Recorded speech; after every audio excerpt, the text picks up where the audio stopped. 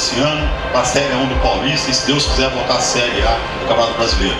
Porque Campinas merece, Guarani merece. Parabéns, presidente, pelo seu trabalho.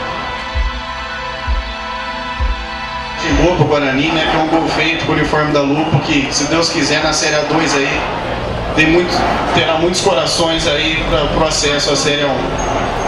O lançamento dos uniformes do Guarani Centenário. Vamos ver se a torcida vai vibrar de novo para subir para a Série A1 e a Série A do Brasileiro juntamente com a Lupo aí.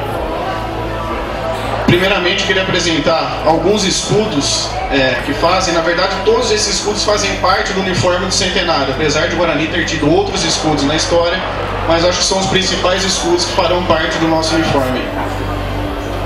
Tá? De algumas datas comemorativas, o título de 1978, até o escudo atual, que é esse escudo que foi aprovado por todos nós aí, o escudo dos Centenários.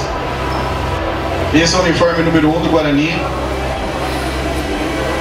Esse é o uniforme número 2. Dá para ver mais claramente os escudos no jacar, mas no desfile o verde também aparecerá bastante.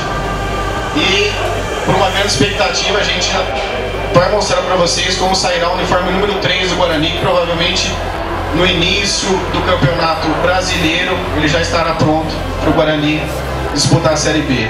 Esse é o uniforme número 3 do Guarani. Tá bem semelhante ao do Sporting, do Celtic. A gente procurou não copiá-los, mas ter uma semelhança pela beleza do uniforme.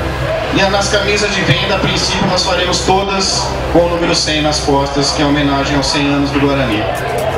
A camisa verde, a camisa branca e a camisa comemorativa, que é o terceiro uniforme também.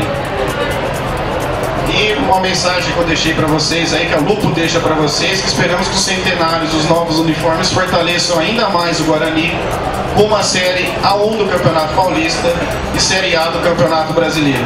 Saudações bugrinas a todos, uma homenagem aos 1978 e espero que esse 78 também fortaleça o Guarani e que o Guarani seja campeão dos 2 campeonatos. É isso aí, galera, essa é a apresentação da Lupo Sport aí.